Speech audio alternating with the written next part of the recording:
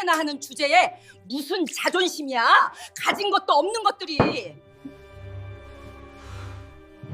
고급 한정식집 로비에서 한 여자의 머리 위로 차갑게 물이 쏟아졌습니다. 물을 끼얹은 건 명품 백을 든 50대 여자였어요. 얼굴이 벌겋게 달아올라 소리쳤죠. 카페나 하는 주제에 감히 먼저 파혼을 해? 물을 맞은 여자는 아무 말도 하지 않았습니다. 젖은 머리카락 사이로 물방울이 뚝뚝 떨어졌어요. 하지만 표정은 담담했죠. 주변 사람들이 숨죽이며 지켜봤습니다. 대체 무슨 일이 있었던 걸까요? 이 평범해 보이는 카페 사장님이 왜 이런 모욕을 당해야 했을까요? 그리고 이 여자는 정말 평범한 사람일까요? 이 놀라운 반전의 전체 이야기가 궁금하시다면 잠시만 구독 버튼을 눌러주세요. 평범해 보이는 사람들의 숨겨진 이야기를 매일 전해드립니다. 알림 설정까지 해두시면 새로운 이야기를 가장 먼저 만나보실 수 있어요. 그럼 지금부터 이 모든 이야기가 시작된 그날로 돌아가 보겠습니다. 사흘 전이었습니다. 박수진은 카페 카운터에서 손님에게 아메리카노를 건넸어요. 평범한 동네 카페 사장님의 모습이었죠. 카페는 작았습니다. 테이블 5개, 창가로 들어오는 따스한 햇살. 손님이 나가고 수지는 카페 안을 둘러봤어요. 그때 눈에 들어온 게 있었습니다. 카페 안쪽 벽 구석, 손님들 눈에 잘 띄지 않는 곳에 걸린 낡은 사진 한 장. 30대 남자가 환하게 웃고 있었어요. 액자 뒷면엔 흐릿한 글씨가 있었죠. 2009년 3월 17일. 수술 전. 문이 열렸습니다. 30대 초반 남자가 들어왔어요. 엄마. 수진의 아들 박준호였습니다. 준호야, 회사는? 점심시간이에요. 준호가 카운터 앞에 앉자 수진이 커피를 만들어 건넸어요. 준호는 조심스럽게 입을 열었습니다. 엄마 상견례 날짜 잡았어요. 수진의 손이 멈췄어요. 벌써? 네. 다음 주 토요일이요. 서연이라고 했지? 그 집안은 어떤 사람들이니? 준호가 밝게 웃었습니다. 좋은 분들이에요. 아버지가 대학병원 의사시래요. 정형외과 과장님이시고. 그 순간 수진의 손이 미세하게 떨렸습니다. 대학병원, 의사, 정형외과. 그 단어들이 귓가에 울렸어요. 수진은 무의식적으로 벽을 바라봤습니다. 남편 사진이 눈에 들어왔어요. 그날 이후 박수진은 다시는 병원에 가지 않겠다고 약속했던 사람이었습니다. 하얀 가운만 봐도 심장이 먼저 굳어버렸거든요. 엄마, 괜찮으세요? 준호의 목소리에 수진이 정신을 차렸어요. 응, 괜찮아. 목소리는 담담했지만 손은 여전히 떨리고 있었죠. 그 집안 좋은 분들이라고 했지? 네. 서연이 말로는 부모님이 되게 좋으시대요. 수지는 아무 말도 하지 않았습니다. 침묵이 흘렀어요.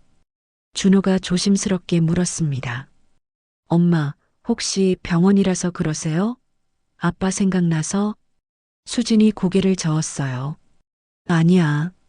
내가 결혼한다니까 실감이 안 나서. 거짓말이었습니다. 실제로는 심장이 두근거리고 있었어요. 대학병원 의사. 그 말이 계속 머릿속을 맴돌았죠. 수지는 알고 있었어요. 자신이 다시는 서고 싶지 않았던 그 세계의 문 앞에 이제 아들이 서 있다는 것을요. 엄마 상견례 때 같이 가주실 거죠? 수진이 고개를 끄덕였습니다. 물론이지. 준호가 환하게 웃었어요. 감사합니다. 다음 주 토요일 오후 1시예요. 제가 모시러 올게요. 그래, 조심해서 가. 준호가 카페를 나갔습니다. 종소리가 울리고 문이 닫혔어요. 혼자 남은 수지는 다시 벽을 바라봤습니다. 남편의 사진이 희미한 햇살 속에서 빛나고 있었어요. 수지는 천천히 그 사진 앞으로 걸어가 액자를 조심스럽게 만졌습니다. 여보, 우리 아들이 의사 집안으로 시집 간대요. 수진의 눈가가 붉어졌습니다. 하지만 눈물은 흘리지 않았어요. 괜찮을까요? 그 사람들 괜찮은 사람들일까요? 대답은 없었습니다. 사진 속 남편은 그저 환하게 웃고 있을 뿐이었죠. 토요일 오후 1시, 수지는 평범한 옷을 골라 입었어요. 준호가 택시를 불렀습니다. 택시가 고급 한정식집 앞에 멈췄어요. 바로 그때 검은색 벤츠가 멈춰섰습니다. 발레 파킹 직원이 문을 열어줬어요. 50대 부부가 내렸습니다. 명품 시계, 진주 목걸이. 뒤이어 젊은 여자가 내렸죠. 최영석, 김미라, 서연이었어요. 오빠. 준호가 다가갔습니다. 저희 어머니세요. 수진이 인사했어요. 김미라의 시선이 수진을 훑었습니다. 평범한 옷, 뒤에 선 택시. 어머, 택시 타고 오셨어요? 네, 날씨가 좋아서요. 김미라가 웃었습니다. 눈은 웃지 않았죠. 카페 하신다면서요? 요즘 커피로 돈 벌리나요? 수지는 대꾸하지 않았어요. 5사람이 룸에 앉았습니다. 수진과 준호 한쪽, 최영석 가족 맞은편. 최영석이 말했습니다. 서연이가 준호 씨 만난다고 해서 놀랐어요. 요즘 좋은 선 자리가 많이 들어오거든요. 대기업 임원 아들, 의사 집안. 근데 서연이가 좋다고 하니 어쩔 수 없이 나왔죠. 어쩔 수 없이. 준호의 얼굴이 굳었어요. 김미라가 말했습니다. 의사는 생명을 다루는 직업이잖아요. 그런데 어떤 직업은 그냥 취미 같은 거죠. 수진의 손이 떨렸습니다. 15년 전 들었던 말과 똑같았거든요. 최영석이 말을 이었어요. 솔직히 말하면 급이 안 맞죠. 하지만 애들이 좋다니까요. 김미라가 고개를 끄덕였습니다. 카페 수입이 얼마나 되겠어요. 앞으로 서연이한테 의지할 수밖에 없을 텐데. 준호의 주먹이 쥐어졌어요. 서연이 조심스럽게 말했습니다. 엄마, 난 사실대로 말하는 거야. 김미라가 말을 끊었죠. 수지는 차분히 앉아 있었습니다. 하지만 가슴속에서 무언가가 끓어올랐어요. 15년 전 그날도 이랬습니다. 의사들이 남편을 내려다보며 수군거렸죠. 보호자 형편이 안 되니까 간단하게 처리하는 게. 수지는 눈을 감았습니다. 똑같았어요. 사람을 직업과 돈으로만 판단하는 시선. 음식이 나왔습니다. 김미라가 하얀 봉투를 꺼내 테이블에 밀었어요. 요즘은 이 정도는 다들 합니다. 준호가 열었습니다. 예단 목록이었어요. 명품 가방, 시계, 모피. 2억 원은 넘어 보였죠. 이건 좀. 김미라가 말을 끊었습니다. 다 이 정도는 해요. 우리 집 체면이 있는데. 수진이 입을 열었어요. 혹시 협의하자는 건가요? 번거로우실까봐 제가 미리 정해드린 거니까 빠짐없이 준비하세요. 최영석이 고개를 끄덕였습니다. 김미라는 멈추지 않았어요.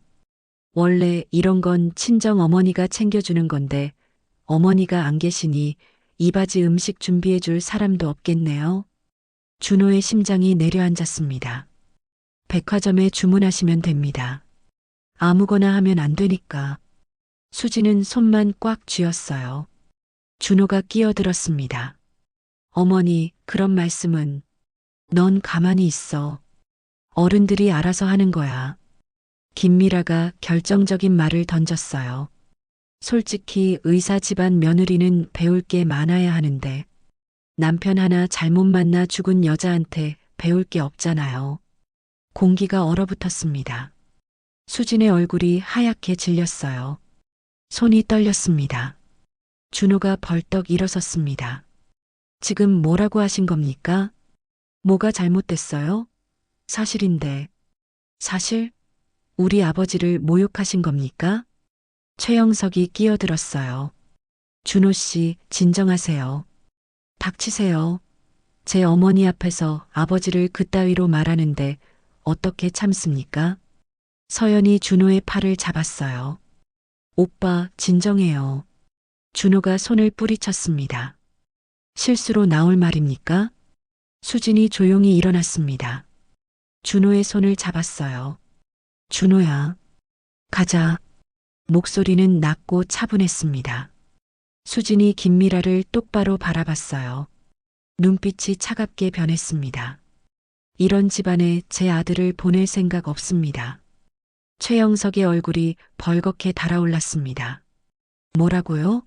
지금 상황 파악을 못 하시는 겁니까? 김미라가 벌떡 일어섰어요. 우리가 얼마나 눈 낮춰서 이 자리 나온 건데 감히 먼저 파혼을 해요? 수지는 대답하지 않았습니다. 천천히 자리에서 일어났어요. 준호야, 가자. 준호가 어머니의 손을 잡았습니다. 두 사람이 룸문을 열고 나갔어요. 김미라가 뒤따라 나왔습니다. 복도에서 소리쳤죠? 잠깐만요. 이게 뭐 하는 짓이에요? 수진과 준호는 뒤돌아보지 않았습니다. 로비로 향했어요. 카운터에 도착했습니다. 수진이 카드를 꺼내 계산하려는 순간이었어요. 뒤에서 급한 발소리가 들렸습니다. 김미라였어요. 손에 물컵을 들고 있었죠. 수진이 미처 돌아보기도 전에 차가운 물이 쏟아졌습니다. 뒷머리와 어깨가 흠뻑 젖었어요. 로비에 있던 손님들이 일제히 고개를 돌렸습니다. 누군가 작게 비명을 질렀어요. 수진이 천천히 뒤를 돌아봤습니다. 물이 뚝뚝 떨어졌죠. 김미라가 빈 물컵을 들고 서 있었습니다. 얼굴이 벌겋게 달아올라 있었어요. 카페나 하는 주제에 무슨 자존심이야? 가진 것도 없는 것들이. 목소리가 로비 전체에 울렸습니다. 식사하던 손님들이 수저를 내려놓고 쳐다봤어요. 버스 타고 상견례 온 주제에 우리가 얼마나 눈 낮춘 건지 알아요? 준호가 어머니 앞으로 나섰습니다. 당장 사과하세요. 최영석과 서연이 뛰어나왔어요. 미라야, 진정해. 최영석이 아내의 팔을 붙잡았습니다. 김미라가 물컵을 바닥에 내동댕이 쳤어요. 쨍그랑 소리가 울렸죠.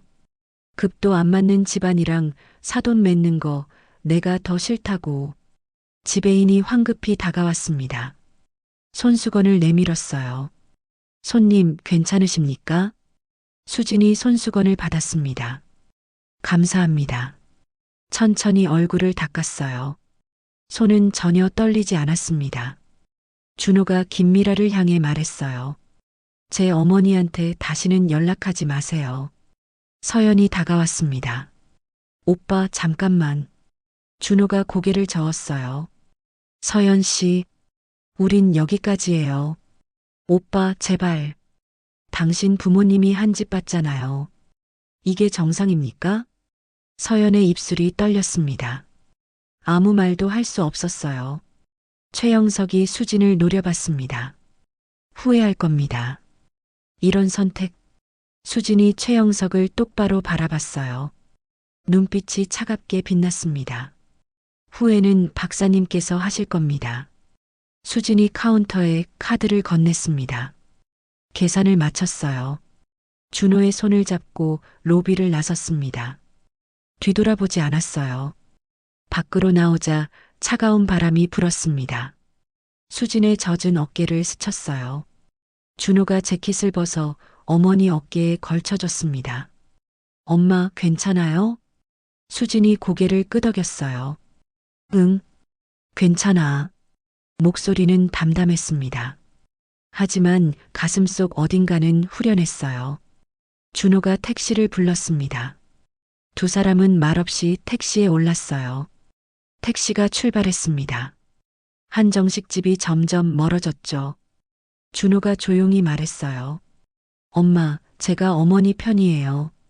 수진이 아들의 손을 꽉 잡았습니다. 고마워, 준호야. 집으로 돌아왔습니다. 수진은 카페로 내려갔어요. 준호는 자기 방으로 들어갔죠. 방 한쪽에 오래된 상자가 있었습니다. 먼지가 쌓여 있었어요. 준호가 열었습니다. 안에는 오래된 서류들이 가득했어요. 병원 기록, 영수증, 사망 진단서. 준호의 손이 떨렸습니다. 담당 의사 서명란. 최영석. 준호의 눈이 커졌어요. 다시 봤습니다. 똑같았죠. 수술 기록지, 퇴원 진료서. 모두 같은 이름. 최영석. 준호가 서류를 들고 아래층으로 내려갔습니다. 엄마, 이게 뭐예요? 수진이 서류를 봤어요. 숨이 멎었습니다. 최영석. 이 사람이 아빠 담당 의사였어요? 오늘 만난 그 사람이요? 수진이 천천히 고개를 끄덕였습니다. 그래. 준호가 주저앉았어요. 엄마는 알고 있었어요? 서연이한테 이름 듣기 전까진 몰랐어. 근데 오늘 얼굴 보니까 알겠더라. 15년 전 수술실 밖에서 봤던 얼굴. 준호가 서류를 다시 봤습니다. 아빠는 어떻게 돌아가신 거예요? 수진이 눈을 감았어요. 수술 중 합병증이 생겼어. 근데 그 사람들은 내 아버지를 포기했어. 포기했다고요? 보호자가 혼자고 형편이 안 된다고 생각했나 봐. 최선을 다하지 않았어. 수진의 목소리가 갈라졌습니다. 수술실 밖에서 들었어. 의사들이 수군거리는 소리. 보호자 형편 안 되니까 간단히 처리하자고. 준호의 주먹이 쥐어졌어요. 증명할 방법이 없었어. 나 혼자였고 상대는 대학병원이었어. 그냥 참았어. 준호가 어머니 손을 잡았습니다. 엄마가 얼마나 힘드셨을지. 미안해, 준호야. 아니에요. 이 사람들 그냥 둘 수 없어요. 수진이 고개를 저었어요. 복수는 아무것도 해결 못해. 그럼 이대로. 아니. 수진의 눈빛이 변했습니다. 진실은 밝혀져야 해. 하지만 우리가 직접 나서는 건 아니야. 일주일 후, 최영석은 병원 복도를 걷고 있었습니다. 동료가 다가왔어요. 과장님, 감사팀에서 찾습니다. 무슨 일로? 15년 전 수술건으로. 최영석의 얼굴이 굳었습니다. 감사실에 들어갔어요. 조사관 3명이 앉아 있었죠. 최영석 과장님, 앉으십시오. 2009년 3월 17일 환자 박모 씨 수술건 기억하십니까? 최영석의 얼굴이 하얗게 질렸어요. 15년 전 일인데 녹취 파일이 발견됐습니다. 조사관이 재생 버튼을 눌렀습니다. 스피커에서 목소리가 흘러나왔어요. 최영석의 목소리였습니다. 이 환자는 보호자도 없고 괜히 문제 만들 필요 없어. 간단하게 처리하는 게. 녹취가 멈췄습니다. 환자 보호자가 누군지 아십니까? 박수진 씨. 넥스트 웨이브 공동 창업자입니다. 최영석의 눈이 커졌어요. 뭐라고요? IT 업계 전설로 불리는 분이죠. 순자산 수백억 원대. 병원에 공식 조사 요청서를 제출했습니다. 그 카페 사장이 의료방치 혐의로 조사 진행됩니다. 당분간 수술집도 배제됩니다. 같은 시각 김미라는 모임 장소에 있었어요. 친구들이 수군거렸습니다. 미라 씨, 남편분이 조사받는다면서요? 15년 전 의료사고 건으로. 김미라의 얼굴이 굳었어요. 그리고 그 카페 사장 있잖아요.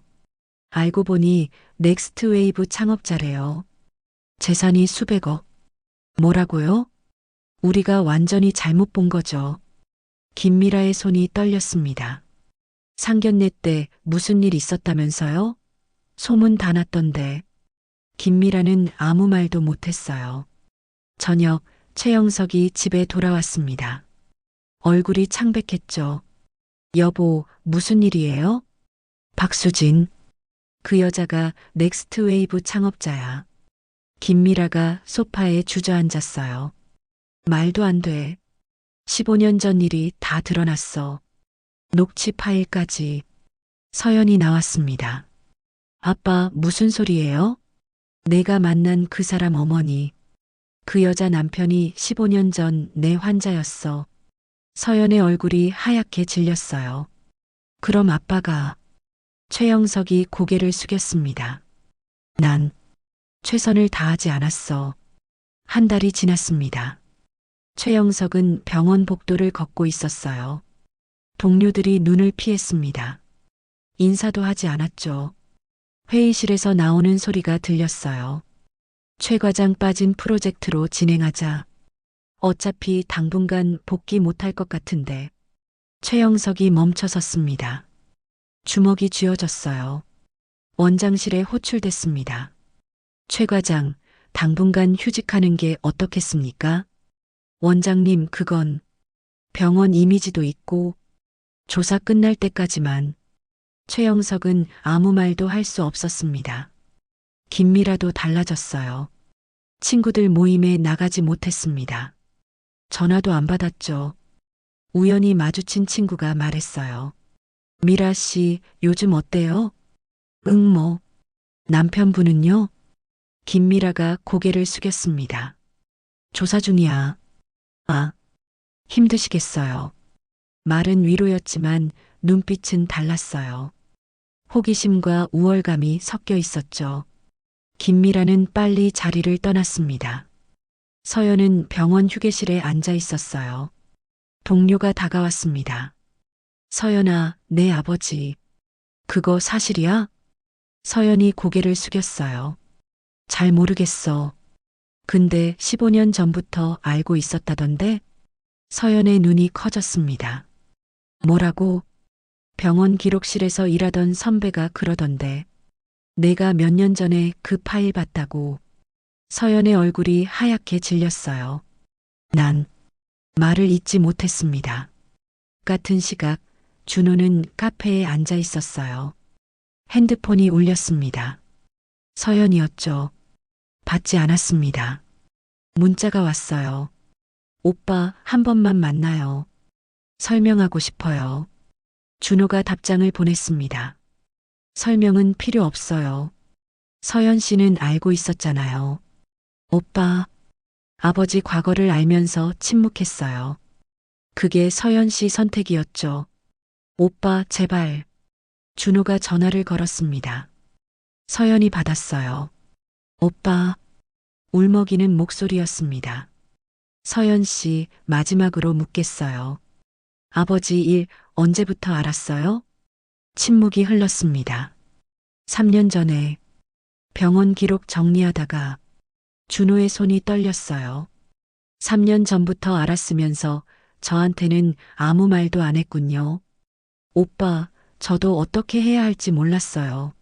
아버지를 그만해요. 준호의 목소리가 차가웠습니다. 전 당신 가족이 아니라 어머니 편이에요. 다시는 연락하지 마세요. 전화를 끊었습니다. 저녁, 최영석 가족은 식탁에 앉아 있었어요. 아무도 밥을 먹지 않았습니다. 최영석이 중얼거렸어요. 그날, 그 여자가 이렇게 돌아올 줄은 몰랐어. 김미라가 눈물을 흘렸습니다. 서연은 고개를 숙인 채 있었어요. 6개월이 지났습니다. 카페는 여전히 조용했어요. 수지는 커피를 내리며 창밖을 바라봤습니다. 손님이 나간 후 수지는 카페 안쪽 벽으로 걸어갔어요. 남편 사진 앞에 섰습니다. 여보, 작은 목소리였어요. 이제야 약속을 지킨 것 같아요. 수진의 눈에서 눈물이 흘러내렸습니다. 15년 만에 처음이었죠. 더 이상 침묵하지 않겠다고 했잖아요. 지켰어요. 수진이 사진을 조심스럽게 만졌습니다. 준호는 잘 크고 있어요. 당신 닮아서 착해요. 문이 열렸습니다. 준호였어요. 엄마. 수진이 눈물을 닦았습니다. 준호야. 엄마, 괜찮으세요? 응, 괜찮아. 준호가 어머니 옆에 섰어요. 아버지 사진을 바라봤습니다. 엄마, 저 다음 주에 새 회사 들어가요. 그래.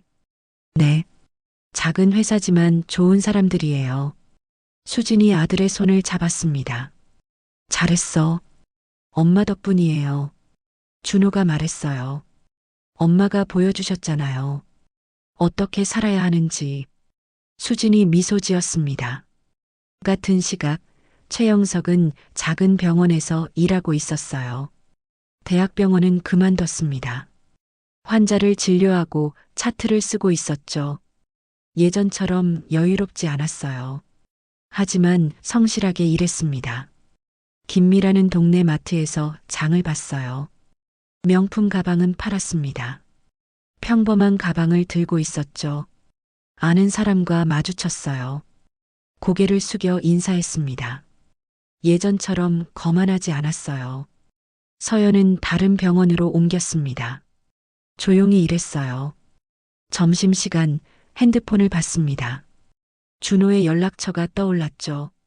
지워야 한다고 생각했어요. 하지만 지우지 못했습니다. 저녁, 최영석 가족이 식탁에 앉았어요. 평범한 저녁이었습니다. 최영석이 조용히 말했어요. 미안하다. 김미라와 서연이 고개를 들었습니다. 내가 잘못했어. 그때도 상견례 때도. 김미라의 눈에 눈물이 맺혔어요. 나도 미안해. 내가 너무 교만했어. 서연도 고개를 숙였습니다. 저도요. 세 사람은 말없이 앉아 있었어요.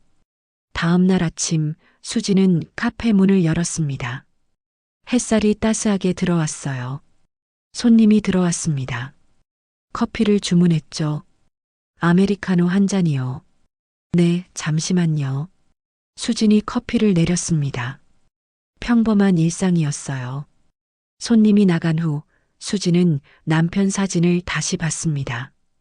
여보, 행복하게 살게요. 이제 수진이 미소 지었어요. 밖에서는 준호가 새 회사로 걸어가고 있었습니다. 봄바람이 불었어요. 사람은 직업으로 위에 서는 게 아닙니다. 선택으로 남는 거죠.